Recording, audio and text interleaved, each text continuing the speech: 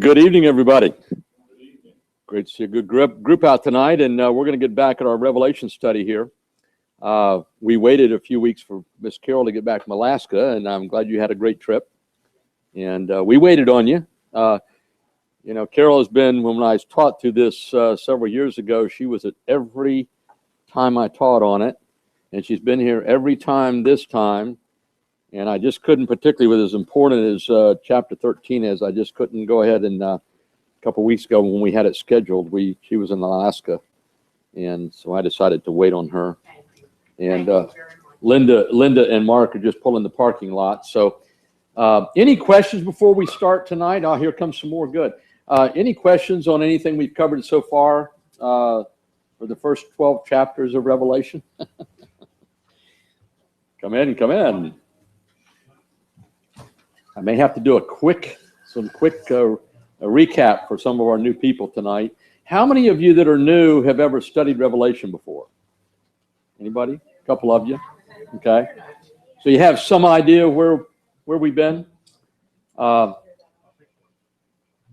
have been, just for the new folks tonight, I have been a prophecy bug for about 43 years, probably something like that. Right after I got saved, a friend of mine and myself, we got involved with a guy out of Hollywood by the name of Dr. Bud Hunter, and he was, if you're familiar with the name Hal Lindsey, he was a student of Hal Lindsey at the time and taught a lot of the same ideas that Hal did. Bud had a real gift in being able to take the Bible and apply it to geopolitical issues that we thought were prevalent at the time.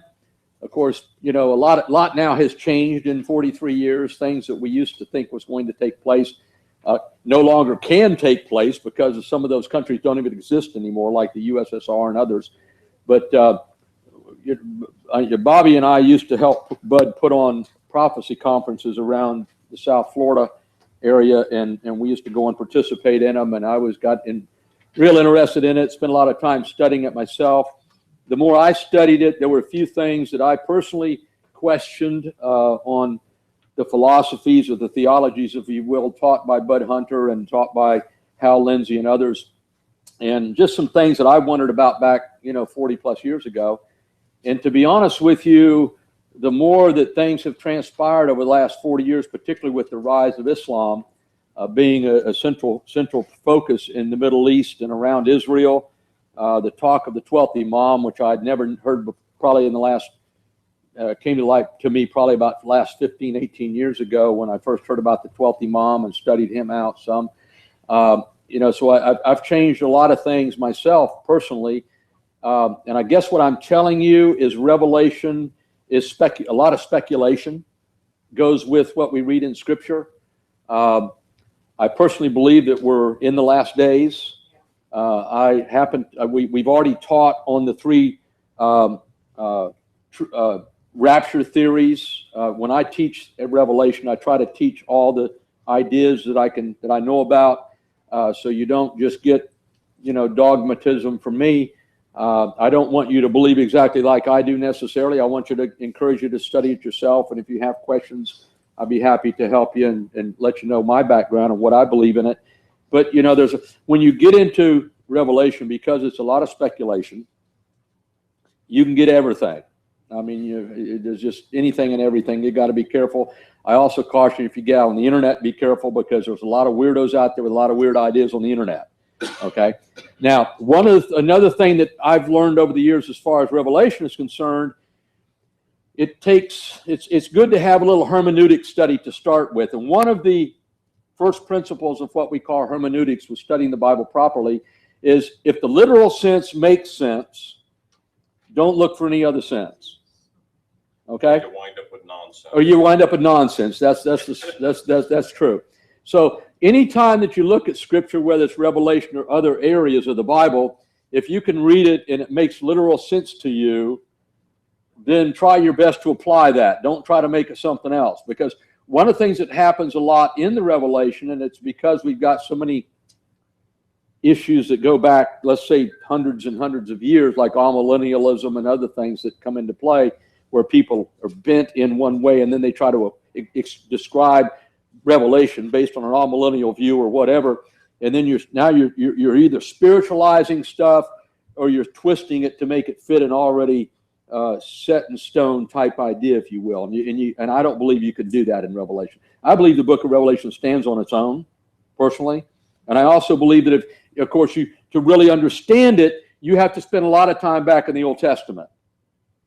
There's a lot of groundwork in the Old Testament, books like Ezekiel, books like Daniel, Daniel chapter 9 especially, Isaiah chapter 2. There's a lot of things that you have to go back to the Old Testament and pull forward that God revealed, hundreds and hundreds of years before Christ ever came, talking about stuff that hasn't even happened yet. Okay, and we're going to look at a little bit of that tonight. Now, one of the things that you learn about Revelation, if you studied it at all, is you probably realize the Bible teaches Daniel's 70th year, which is yet to take place, is a 70th week. I'm sorry. Daniel's 70th week is a 7-year literal period called the Great Tribulation period. And that's coming. I believe it's coming pretty soon, to be honest with you, maybe next week. But what's the date you got in September? The blood moon. The blood moon is September 28th. September 28th. So maybe the rapture can take place September 28th. No, well, I have cruise tickets for January. So I just yeah, he's got cruise. I'm so convinced. Yeah, he's one of those that hedging his bet with a cruise in January in case the rapture doesn't take place in October. But again, I don't set dates. I don't guarantee you who the Antichrist is going to be. We're going to talk about some names in the past that have come up, but I don't do those types of things. I know that God knows who it is, and someday it's going to be revealed to the world. I'm hoping we'll be gone by then, based on 2 Thessalonians chapter 2. But the reality is there is an Antichrist coming. We're going to talk about him a little bit tonight, and there's also a false prophet coming, and we'll talk about that a little bit tonight as well. Okay? For those of you that haven't been in the study till tonight, we've spent how long? Probably 2 years now? 2.5 years getting to this point. Okay? Started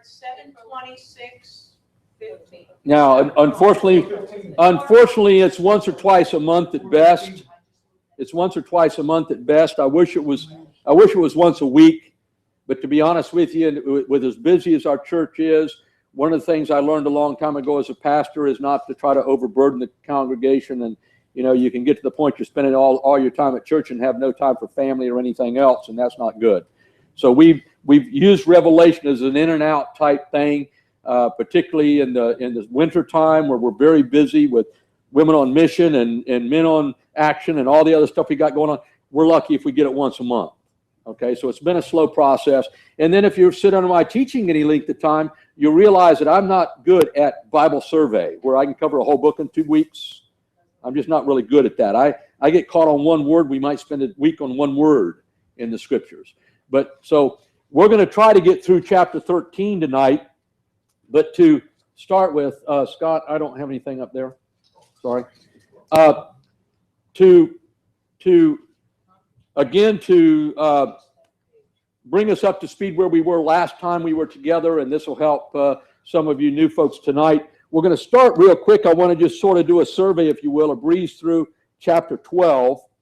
And the last time we were together, we were introduced in chapter 12 to 4 personalities or 4 personages, if you will, in chapter 12. Now, one of the things you learn, and particularly in the Revelation, is there's a lot of symbolism. There's what we call metaphoric teachings, which is a specific description of something that we can recognize physically, but in reality, there's a bigger spiritual meaning. We also have, throughout the scriptures, what we call parenthetical teachings.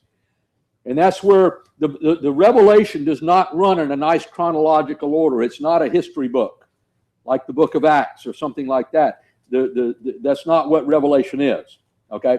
Now, Revelation at times is running on a track. Let's say chapter 6, for instance, where we've got the 4 horsemen of the apocalypse, and you got the first horse, the second horse, the third horse, and the fourth horse. Well, I believe they're going to unfold that way because it talks about when Jesus Christ blows the trumpets, that's how they start coming, and the angels start revealing themselves. The same with the trumpet judgments, with the bowl judgments, and so forth.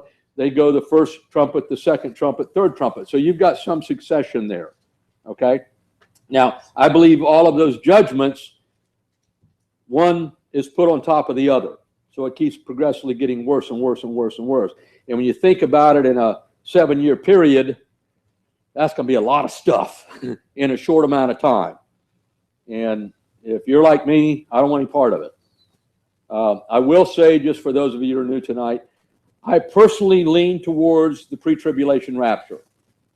Now, I do that because I believe the majority of the biblical support is for the pre-tribulation rapture. I believe it's the next thing on God's timetable, is take his church home. The major support I use for that, besides others, is the fact that we are the bride of Christ. We are his bride. And I really don't see Jesus Christ, when he starts pouring out his wrath on sinners and taking the keys of hell and opening up Satan and all of his minions to take control of the earth, I don't see him pouring his wrath out on his bride. And then, of course, we've got the scripture in Revelation chapter 3 with the Philadelphian church, where we're not appointed unto wrath, being the faithful church.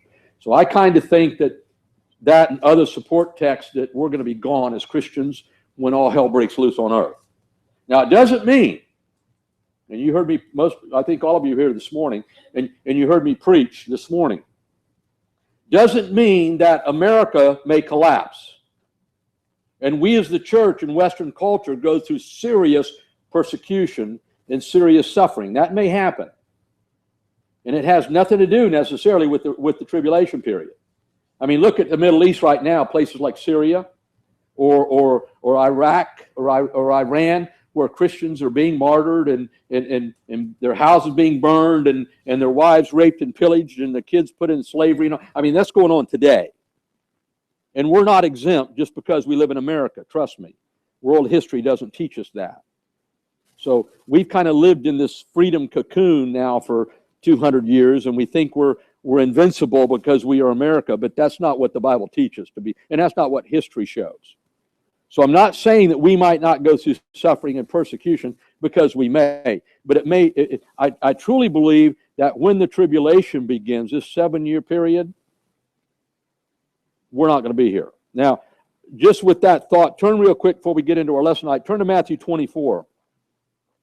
And I'm going to warn you out front as you look at Matthew 24. Matthew 24 is Jewish. And you really can't, people get in a lot of trouble in eschatology trying to put the church in Matthew 24. You'll end up, first of all, you'll end up post-trib. And then there's some other issues as well. If you try to put the church in Matthew 24, I believe it's a totally Jewish text. But look at verse 21 regarding the Great Tribulation period. Talks about, starting earlier in the chapter, verse 7, nation shall rise against nation, kingdom against kingdom, and there shall be famines and pestilence and earthquakes and all these things. And it says all these things are the beginning of sorrows. You get to verse 21, for then shall be great tribulation, such as was not since the beginning of the world to this time of Jesus. This is Jesus speaking here. Nor ever shall be. And except those days should be shortened, there should no flesh be saved. But for the elect's sake, those days shall be shortened. So that's the period we're talking about when we talk about the Great Tribulation period. It's also called Jacob's trouble. And it's a 7-year period, based on Daniel chapter 9, the 70th week of Daniel, which is missing, and we've been all through that time frame. You have to get into the sabbatical calendar. You have to understand the Sabbath years and the Sabbath days, and you have to understand the Jubilee, and you have to go back to the rebuilding of the temple by Nehemiah, and you bring it forward, and you find out that takes you to Jesus for 69 weeks of years, and then there's 1 week left. And we've now been 2,000 years since Jesus resurrected from the dead, and we're waiting for that 1 week to happen, because that's Jacob's trouble. It's also called the day of the Lord. And now, again, this is for the newbies. One of the things that you learn in the Revelation, starting at chapter 5, okay, the kinsman redeemer scroll shows up. In chapter 5, we talked about the fact there was nobody worthy to open the scroll. And they're wondering in heaven, who can open the scroll? That kinsman redeemer. You have to study the kinsman redeemer. You go back to study Ruth and Boaz is the best place to study that. But you find out that that scroll that shows up in Revelation chapter 5 is the title deed to the earth. And it's been mortgaged into sin. So it's a mortgage deed. So if you have a house and you have a mortgage on it, you understand what we mean. Okay? You're in debt to that loan until you get it paid. Okay? And that's the idea. Sinners have it mortgaged. Satan has mortgaged the world into sin. And Christ is the one that can open the seals and start foreclosing on the title deed of the earth because he's the kinsman redeemer. He fits all of the pattern of the kinsman redeemer. Okay? He was first of all the kinsman of God. He was also could afford to redeem it because he shed his blood. Okay? And he loves the church in the world, so he wants to redeem it.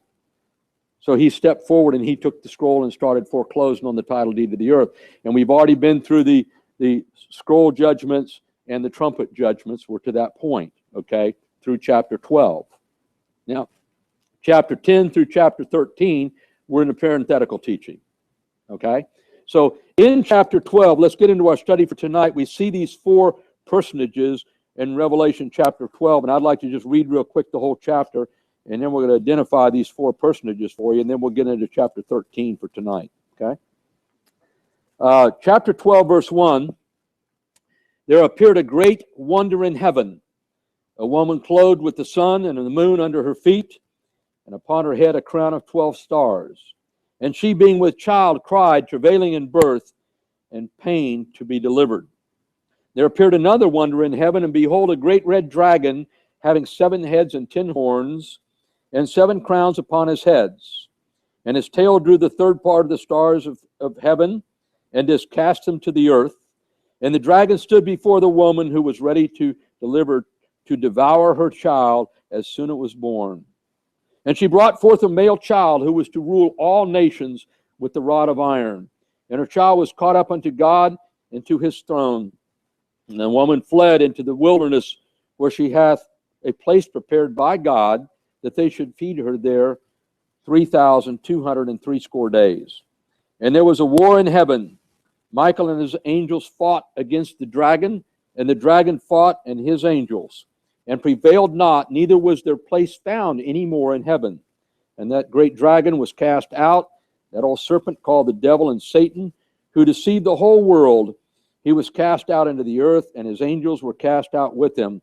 And I heard a loud voice saying in heaven, now is come salvation, and strength, and the kingdom of our God, and the power of his Christ. For the accuser of our brethren is cast down, who accused them before our God day and night. And they overcame him by the blood of the Lamb and by the word of his testimony, and they loved not their lives unto death. Therefore rejoice, ye heavens, and ye that dwell in them. Woe to the inhabitants of the earth and of the sea, for the devil is come down unto you, having great wrath, because he knows that he has but a short time. Let's stop there. Basically, the four personages that we see in the spiritual realm here begins with Israel in chapter 1. Now, the woman obviously is Mary, right? And Mary had the child, Jesus Christ. But Mary is also a metaphor for the nation Israel. Israel is the one was God's chosen nation, God's chosen people. And, of course, Mary and Joseph both were in the lineage of Abraham, Isaac, and Jacob, and David, and a whole bunch of them. And so Jesus was in the Messianic realm, the tribe of Judah, all right, as the Scripture portrays going clear back into the Old Testament, all right? So Mary was the mother of Jesus here, but probably in a physical sense, in a literal sense, the woman is Mary. In a spiritual sense, or an allegorical sense, if you will, the woman is Israel. Okay? Now you also notice that in verse 5, she brought forth a male child who was to rule all nations with a rod of iron. Who's that? Jesus Christ. Daniel chapter 7 talks about him being the Son of God, and he's going to come and rule and reign, and his kingdom there'll be no end. Okay, so we know that Jesus Christ is coming to rule and reign forever, both here and in heaven.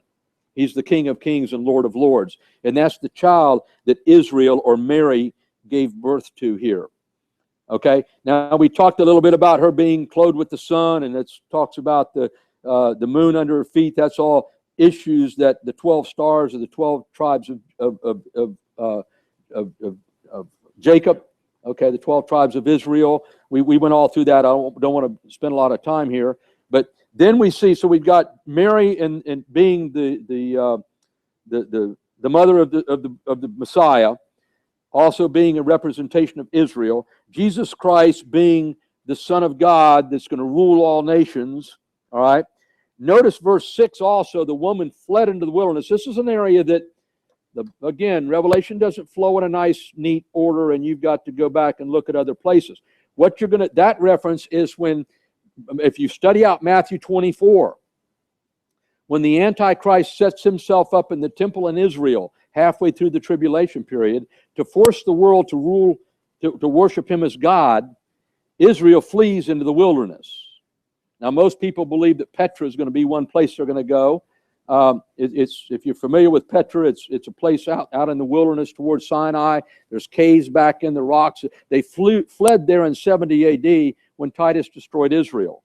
So they've already been there once.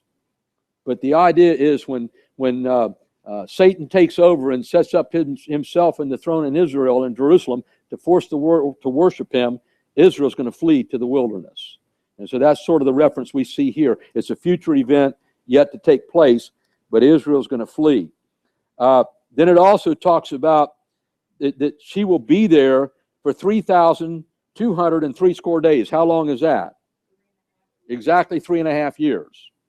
So we remember when we were back in chapter 11, I think, talking about the two witnesses, and it specifically states that they're going to minister for 3.5 years. And now we see she's going to flee into the wilderness. This is the second 3.5 years that she's going to flee into the wilderness. That's when halfway through, if you go back to Daniel chapter 9, Satan is going to, at the beginning of the 7-year period, Satan is going to write a peace treaty with Israel. He's going to set up the New World Order. You hear that politically talked about today. Okay? Satan's going to set up his New World Order. The first thing that's going to happen is he's going to set up, and I believe we're going to get into false prophet tonight. I believe the false prophet is going to bring about a one-world religion. And everybody's encouraged to get involved in this new one-world religion. Now just think a minute. If you and I, as the church of Jesus Christ, are raptured out of here, who's going to object to the brotherhood of man all getting together and worshiping together? You know, we all got our gods, but that's okay. We'll all get there, you know, in any way we want to, as long as we're sincere and we worship our God, we'll all get to heaven, right? That's what Satan, I believe, is going to bring about. And I'm going to go ahead and reveal a little bit. I believe that's going to be the ministry of the Pope, whoever he is at the time. Now, I'll be honest with you, the guy right now doing an awful lot headed in that direction. He's bellying up to Islam and anybody else he can right now to make Roman Catholicism popular. So I believe that there's eventually going to become a one world religion to go with a one world political system, okay? And that's going to set the pavement, if you will, out for the Antichrist to take control. And we're going to see more of that in chapter 13 in a few minutes, okay? But I believe that's coming. So with that in mind, as we go back to this 7-year period, it's broken into 2 3.5-year specific periods. A couple times in Revelation, it talks about, it tells how many months. And other times it literally gets, like here, it gets down to how many days. So it's real specific. It's a 7-year period, down to the days, from the time that the rapture again, I can't say the time the rapture takes place.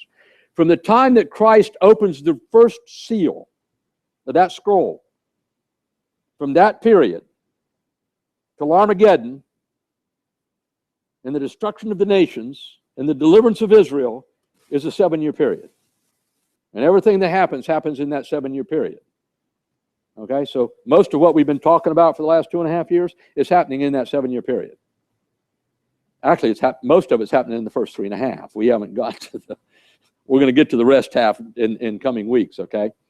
So this first personage here is Mary, or the nation Israel. The second is our Savior Jesus Christ. Okay? Go back to verse 3. There appeared another wonder in heaven. Now, this goes clear back to creation and shortly after creation. We don't know how long Satan was in heaven as God's chief cherub, but he was. Isaiah 14. Okay? At some point, he rebelled, decided he wanted to be God, and God threw him out. Again, going back to Isaiah 14. But here we see that it's elaborated on a little bit. He's called the dragon here.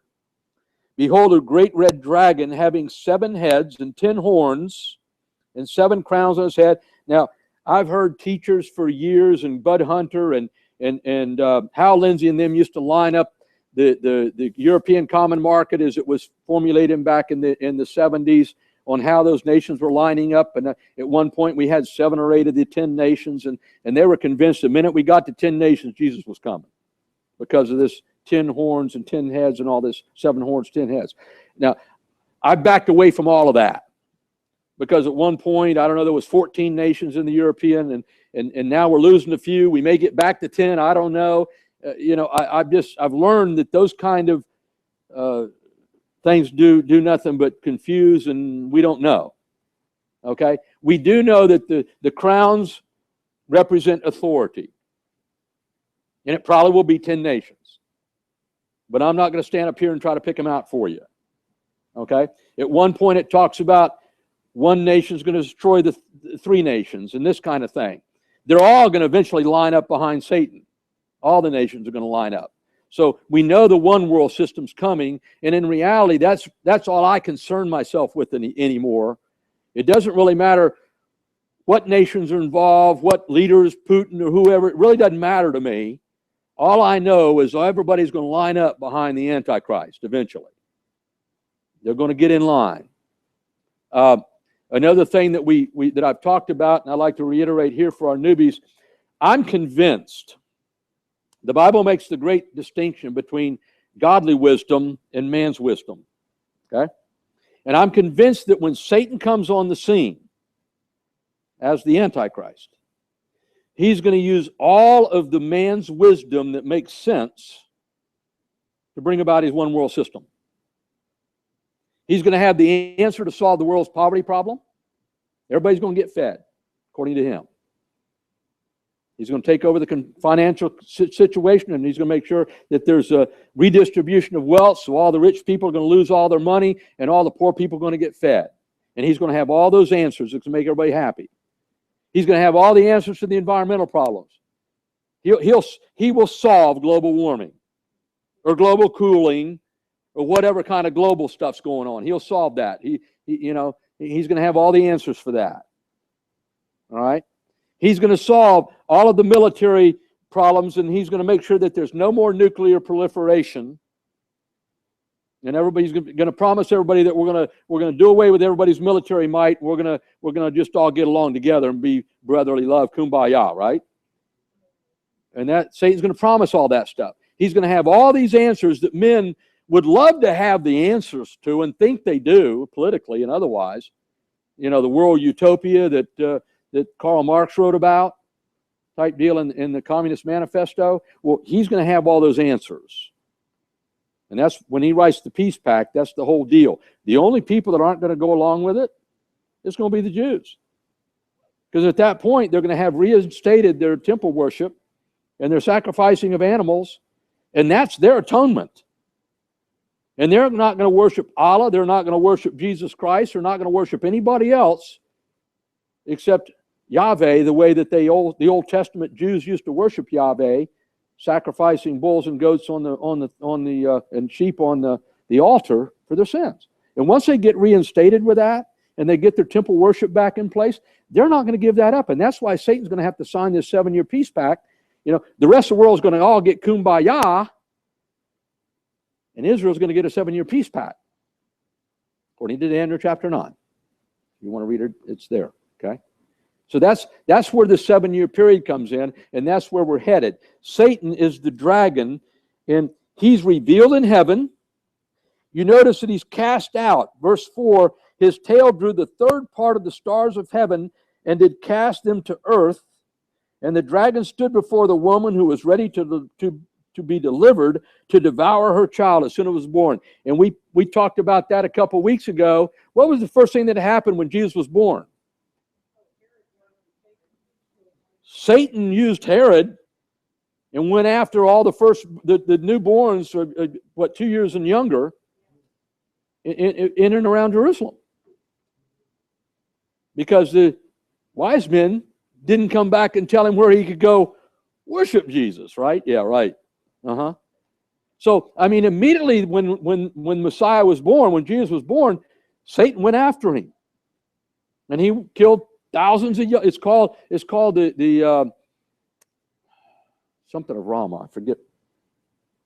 There's a term for the fact that Herod went after the young men and young boys and killed them all.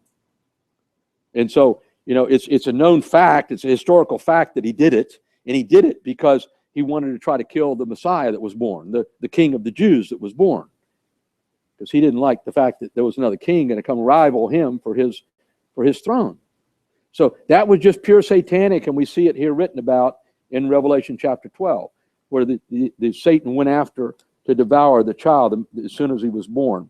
The idea of his tail taking the third of the demons, we call them the fallen angels or whatever, and his tail took a third of them, the stars of heaven it's called, and they were all cast down to earth. There's another reference over in Revelation, I believe it's chapter 9 or 10, talks about it, hundreds of millions of demons. Most of them right now are bound in hell. Remember, Jesus gives him the key to hell to let them all out in the tribulation period. So you think it's satanic now? You think there's a lot of negative influence in our culture today? Just wait till Satan unlocks the key to hell and lets the rest of the minions out. It's going to get really ugly. We haven't seen anything yet, okay, comparatively. Then we have the fourth revealed personality here in verse 7. There was a war in heaven. Michael, and that's Michael the archangel, right? He's God's warrior. And his angels fought against the dragon, and the dragon fought against his angel. So, this goes back to who knows when time passed, when there was a war in heaven. When Satan rebelled, and a third of the angels decided they wanted to follow him, Michael comes along with the angels from God. There was a war in heaven. Satan and his angels lost and got kicked out of heaven. Okay? And that's basically what that's saying. Do we know when it happened? No. I believe it was before creation of the earth in humankind. Okay? I kind of believe where the Bible says down in Genesis chapter 1, it talks about in the beginning God created the heaven and the earth was without form and void. I believe Satan was sitting here in the darkness in the form and void.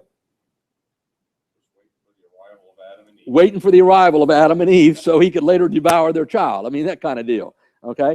He had wanted to exalt himself above God. He got kicked out of heaven. And the minute that God created Adam and Eve, here's my chance. Okay? He couldn't rule in heaven, but he decided he was going to rule on earth and rule over mankind. And that's what's been going on now for 5,000 years or more. Okay? Is a spiritual warfare that we're involved in for who's going to rule over mankind on the earth. Okay? And that's the spiritual warfare we're in. It's not just we don't like what's going on in Washington. It's way past that. And we need to understand that as Christians. We're in a war with spiritual wickedness in high places, Ephesians talks about. Okay? So that's where we are. So those are the four personalities here. Verse 8, and prevailed not, neither was their place found any more in heaven.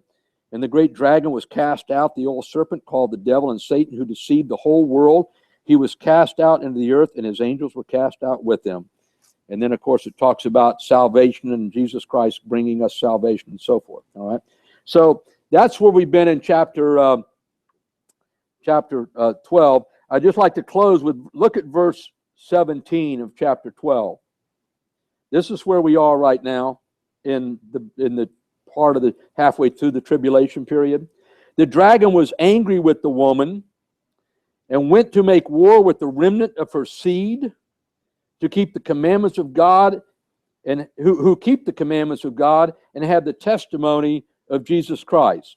Now, all of a sudden, notice it shifted here. We're no longer talking about he's angry with the Jews, because the Jews don't worship Jesus Christ. Who does that? That's us. Okay?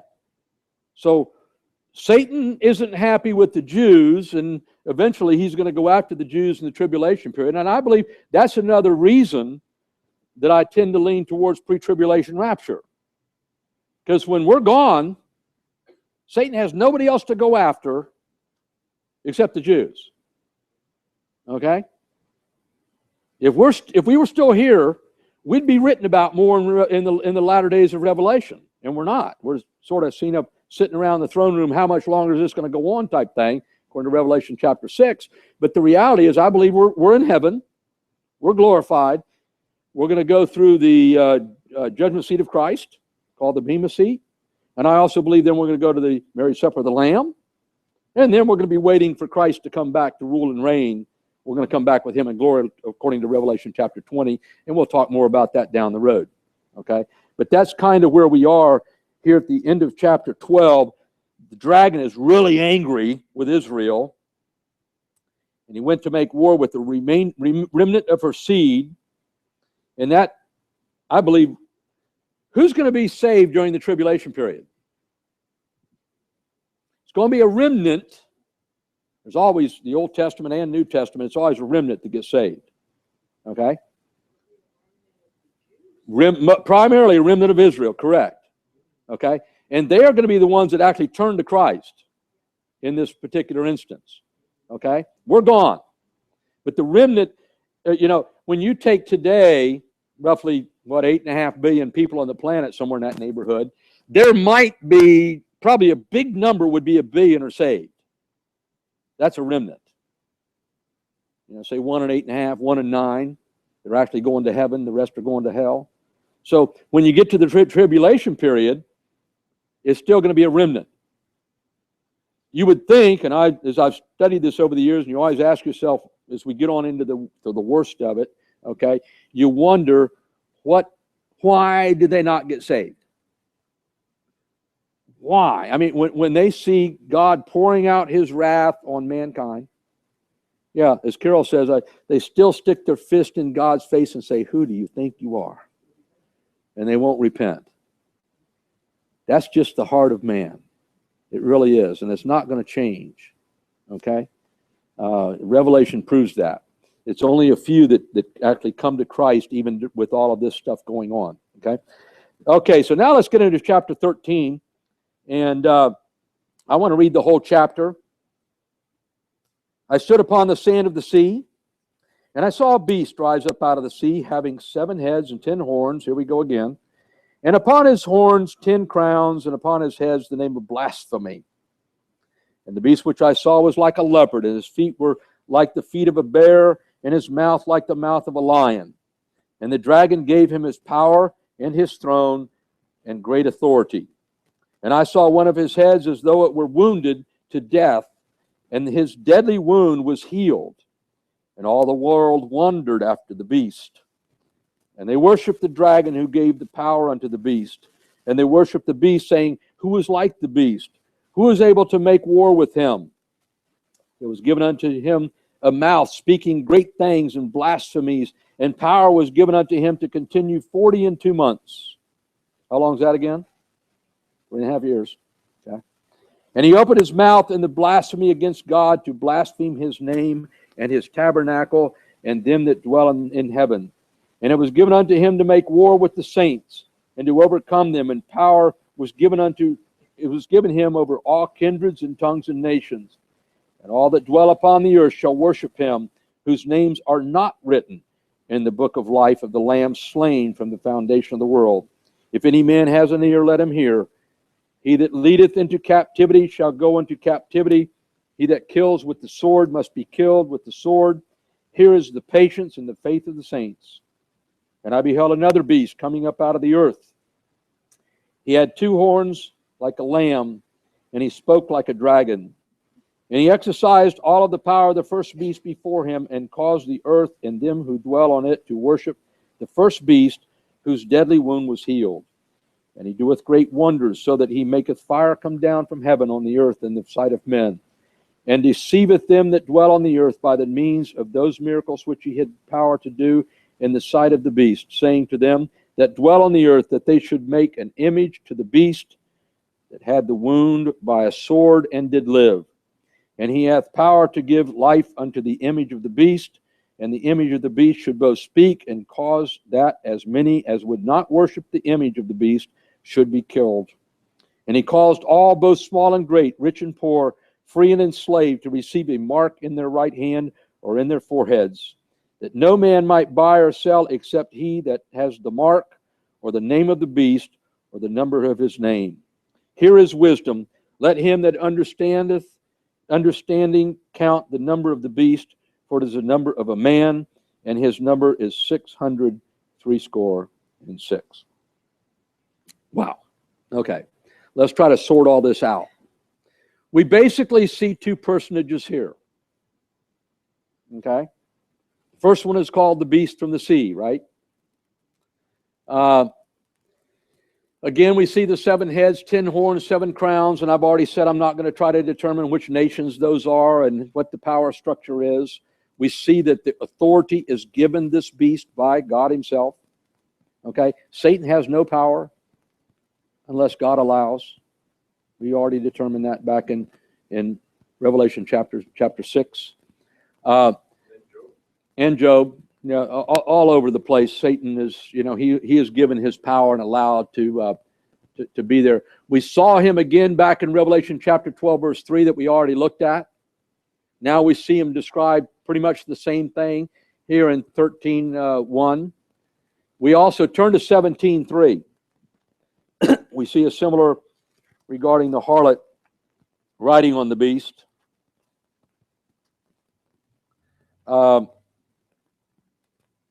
And there came one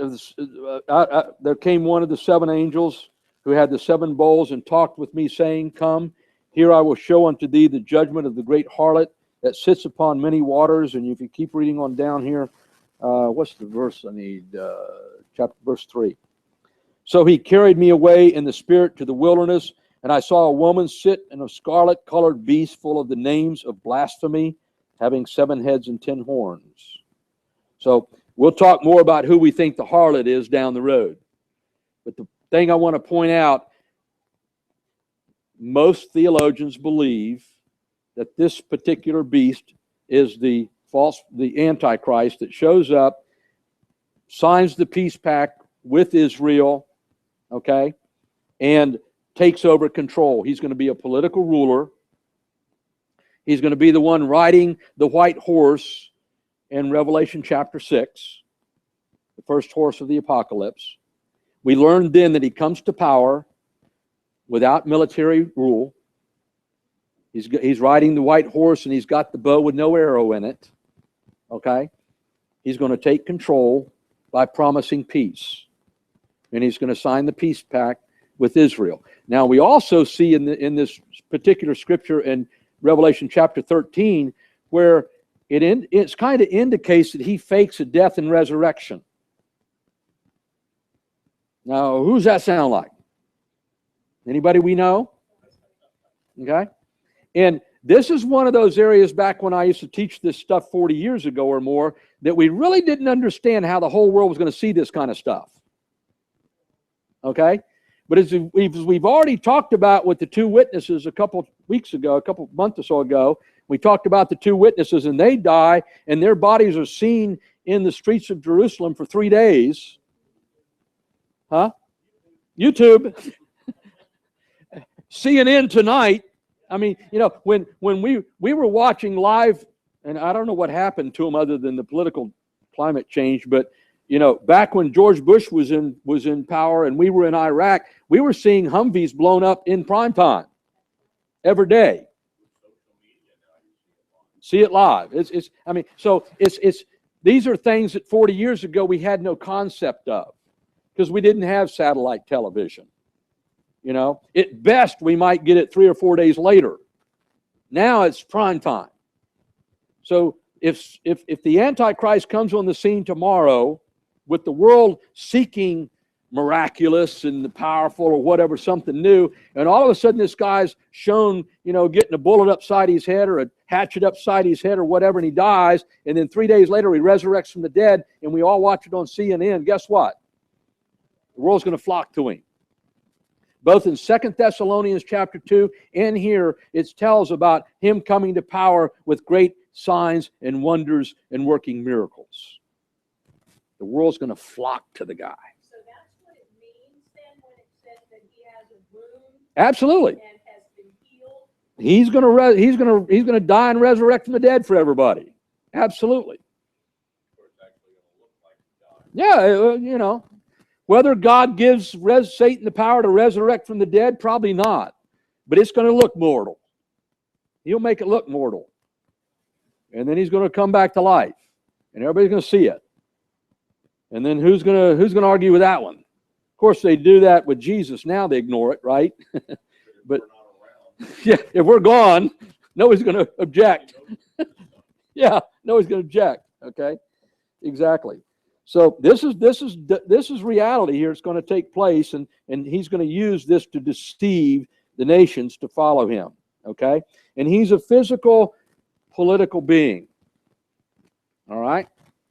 So this is the red dragon, if you will, and he's going to reveal himself. Yeah. There's a new thought, the woman of the beast, Hagar, in Genesis 16:7. I want to skip that. Give me the next slide, Scott. See which one I've got here. I think it's this one. Oh, I didn't even try. I'm sorry, dummy. Got it right here. There we go. Leave it alone. I got it. Gee, he's got me set up here, and I'm... Now, jump down real quick to verse 11. Remember, the first one comes up out of the sea, sees the beast, rise up out of the sea, having 7 heads, 10 horns upon his head. The real key here, I think, is that on his heads is the name of blasphemy.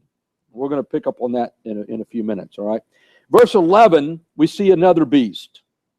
And I beheld another beast coming up out of the earth, and he had 2 horns like a lamb, spoke like a dragon, and he exercised all the power of the first beast before him, which is miracles and all this kind of stuff, okay? Causes the earth to, and them that dwell upon it, to worship not himself, but the first beast, okay? Whose deadly wound was healed. So what we believe here, what we look at here, is a false Messiah, if you will, or what we call the false prophet. The lamb represents what? The form of Jesus Christ, the Lamb of God, correct? Okay. And he was the one that was sacrificed, and the idea of a lamb is meek and helpless, and, you know, like when God calls us sheep, it's not a compliment, okay, because of the meek and lowliness of lambs. So the idea here is this is going to be the false prophet that's going to endorse religiously the political ruler. Because the world's divided right now between the religious and the secular. And I used to wonder how God's going to bring all that together, or, you know, how Satan's going to bring all that together. But he's going to bring it together by having a religious ruler that people will follow. And then the religious ruler says, hey, this is my man. And point to the political guy. Worship him. He's the one that's going to solve all of our problems. Worship him. Okay? So we've got the false prophets going to represent the religious sect, and that'll be Islam and Buddha and Confucius and Zen and everything else that isn't born-again believers. Okay?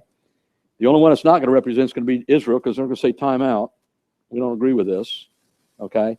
But the whole world's going to run after the political beast with the coaxing of this miracle-working, powerful speaking, blasphemous, if you will, false prophet. Okay? Now, I kind of believe the question is, when do they come on the scene? I kind of believe they come on the scene pretty much at the same time in the beginning of the tribulation period. We know that Second Thessalonians chapter 2 talks about the son of perdition being revealed immediately. And that, I believe, is the Antichrist. And he's the one that's going to force everybody to rule and reign and worship him as God. Okay, that's the Antichrist.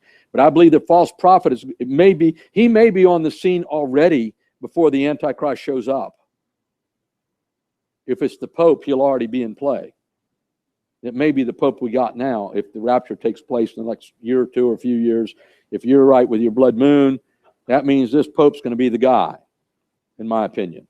When they talk about coming out of the sea, they're talking about the sea of humanity. Sea of humanity, that's correct. That's correct. You see that same thing of, the Bible talks about the sea in heaven, which is human, at times being human beings as well. So that's the mass of humanity. My former notes say the sand of the sea equals people.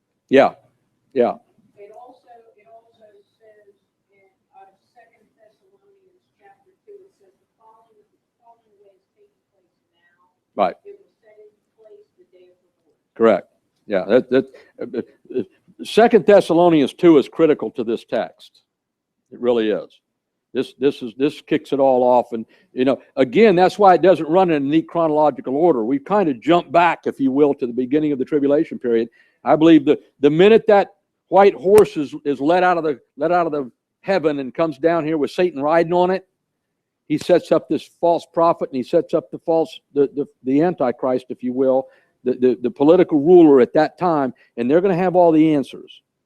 The prophet's going to have the religious answers to bring it all together, and the political ruler's going to have all the human wisdom to make it happen.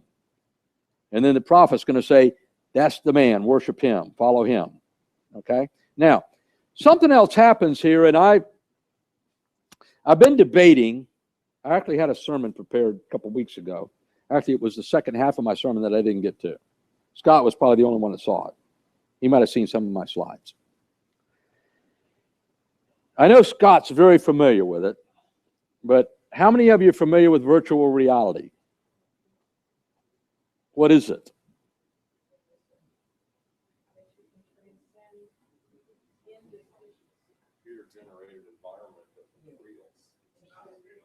What's the word virtual actually mean? Has anybody ever looked it up in the dictionary?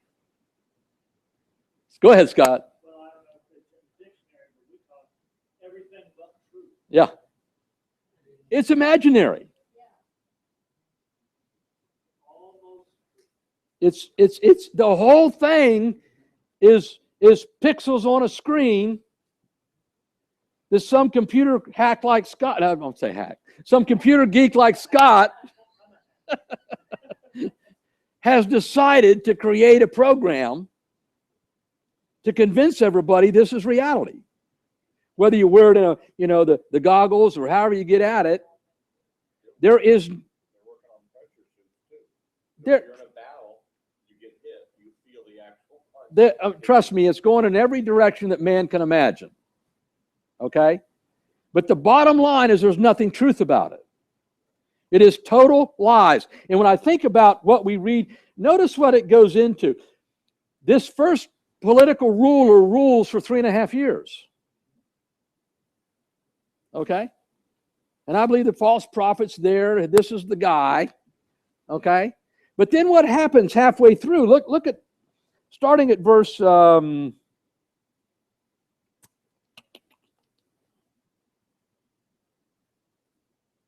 do I need to go here? Verse 11. And I beheld, and no, that's the false prophet. Is it 7? Was given unto him to make war with the saints and to overcome them, and that's not it. We'll just talk about him creating an image to the beast. It's here somewhere. 4. Yeah. They worshiped the dragon who gave the power unto the beast, and they worshiped the beast, saying, who is like the beast? Who is able to make war with him? There was given him a mouth, speaking great things and blasphemies, and power was given unto him to continue 42 months. He opened his mouth in blasphemy against God. That's not it. Where did I see that? Talks about him making an image of the beast.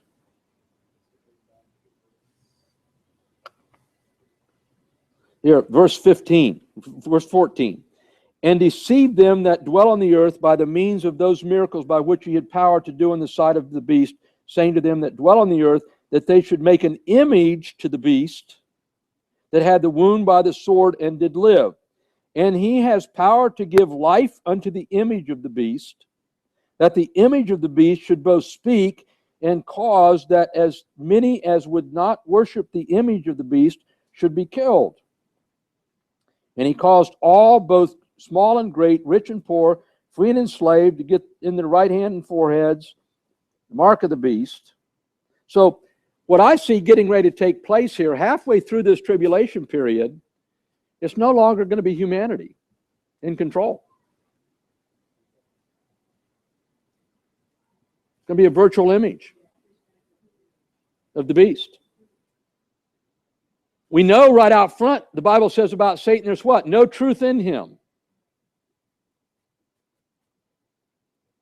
Imagine the world worshiping an image that doesn't really exist except on a computer blip. Or however they put the... Has anybody been to Disney World and you go to the Haunted Mansion and you ride in the car and the next thing you know there's demons riding in the car with you? Anybody ever seen that? I mean, that goes back 30 years ago.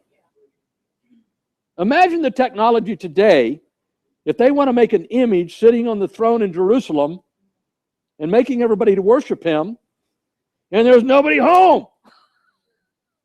You know, protests are done online now. Everything is virtual. Everything we're going to see and worship through is going to be through that. How many church services are not real? You know what I mean? Yeah. We only got about 20 of them going on in this county that the pastors ain't there. You know, we can all go home tonight and watch sermons on TV that, I mean, I love the fact, and I loved him as a pastor, but my gosh, let Adrian Rogers go ahead and be in glory. He's been dead now for what, 6, 8 years, and he's still on TV every Sunday? Hello? As great as he is, that's a virtual. That's a virtual TV show, as you know, a worship service that took place 6, 8, 10 years ago, and people watching it on TV and probably sending in their money. Okay. I'm not saying it's bad, but what it is it's getting us accustomed to using the bits on the screen to represent reality. Correct. I mean, I love J. Vernon McGee. He's been dead for 10, 12 years or more. And you can still hear him preaching about every day on the radio. I mean, you know, that's virtual reality. I mean, when you get right down to it. You know, at some point, we got to let some of these guys go ahead and go to glory. Let the new guys step up to the plate, you know, and preach. But this, I'm just speculating here, okay? I believe we're looking at two individuals coming on the scene, one political, one religious. One's going to be the Antichrist. One's going to be the false prophet. And then when it comes right down to it, the whole world's going to worship an image of the beast that can talk and carry on conversation and work miracles, which is going to be satanically driven, sits on the throne in Israel to rule and reign for 3.5 years. It's crazy. Even think about it. But it's reality today. Okay? And I came this close to preaching a sermon on virtual reality. Now, I'm going to throw out a little idea that I had in my sermon, so I don't have to preach it later. You all will be the wise ones in the church that know about it, okay? I'm finishing up, I'm going over my sermon a couple weeks ago when I was getting ready to come to church on Sunday morning. I'm an early riser. I get up at 5:30, 6 o'clock, and I usually go on my sermon and get ready to preach. And I'm sitting there working on my sermon, and I quite frankly had the TV on because I don't know if it was Danny or the next tropical storm was coming. So I was trying to get some news on the tropical storm. So I had my TV on. And all of a sudden, an advertisement comes on for South Tech in Fort Lauderdale. High school. Charter school. Top brass. I mean, you know, an expensive on TV advertising. But you know what they were saying? They were touting the fact that for a high school student to graduate from South Tech, they had to complete a course that was virtual reality. And it showed, get this now, and as I got thinking, it can be in any direction that mankind wants to create a course. But they were dissecting a dog sitting in the classroom on a computer, dissecting a dog in a science class on computer. Virtual reality. I was a science major. I've dissected a shark, I've dissected a frog, and I've dissected a cat in my biology career. Okay? And you know what? We reached in the bucket of formaldehyde and we pulled that sucker out and it stunk. And we laid it out on our desk and we took the scalpel out and we started cutting on it. Okay? And it was like rubber, most of it. But we dissected every one of them things in a bunch of little pieces, and we learned about the nervous systems and the arterial systems and the brain and all this kind of stuff. As a matter of fact, I remember, I don't remember what year it was, but I had to dissect this shark. And for our final grade, the shark has 2 ears in his skull. His skull's made out of cartilage, not bone. And those bones are so tiny and minute that if you just touch them with the scalpel, you cut them. We got our final grade based on the fact of getting one of those bones out. We could screw one up, but we only had 2 to go, two to work on. But to get an A, you had to get those bones, cut the cartilage out from around those little bones and get them out of that skull and show them to your professor. And we had 2 days to do it. And I want to tell you, it was tedious. But that was not virtual reality, that was reality. But when I'm sitting there listening to this thing on TV about these students sitting in a classroom doing whatever virtually, I'm thinking the classroom can show them anything. And they have no idea whether it's real or not. Has anybody seen Jurassic Park? Yeah. What do you think all them dinosaurs chasing all them people? What do you think that's about? That's virtual. Unreality. That's not real footage. I don't think so.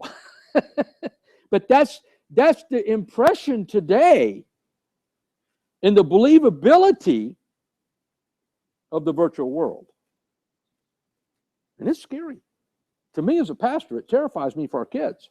It's gotten so good, you watch a movie now, you can't tell what's actually live and what's been put in later through computer graphics. People, you watch the news program and you realize they're standing in front of a green screen.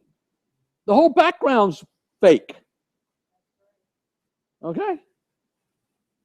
I mean, the reality of what we've given our kids today is scary. Scott?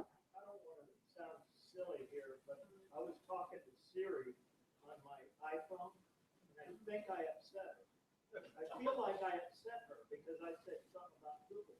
Seriously, she came back with an upset response. Who's that? Siri, you don't know.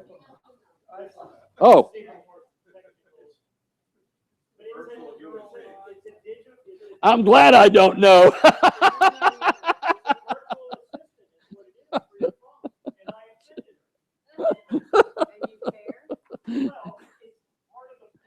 Yeah. You got this culture that relies on these things and really gets comfortable. Yeah. If you ask her what's 0 divided by 0, she comes back with a sarcastic answer. Really? That's where it starts. Not really. We're not. We're not to the point of the deception, to the point I want to make here.